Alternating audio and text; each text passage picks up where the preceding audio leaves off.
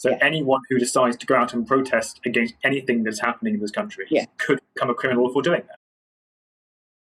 It restricts the type of protest people can carry out and drastically expands what can be criminalised in protesting.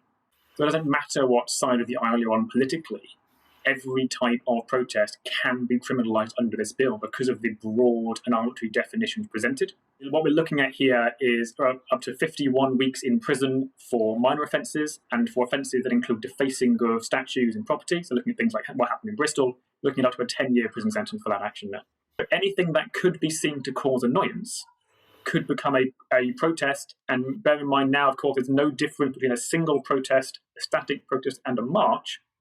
Anyone who is doing something that is annoying and could be seen to be politicized is subject to arrest under this bill.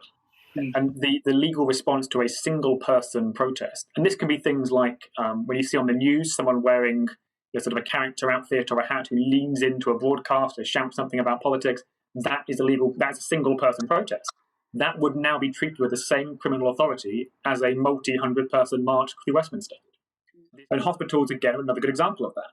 And again, this will come down on both sides of the debate.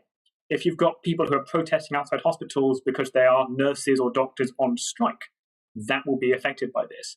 You've got people outside who are protesting because they're against privatisation of the NHS, that will be affected by this.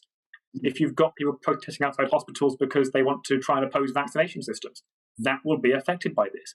Everyone who chooses to protest for any reason in that area will be equally subject to the law here, and any of those people can become criminals under this bill.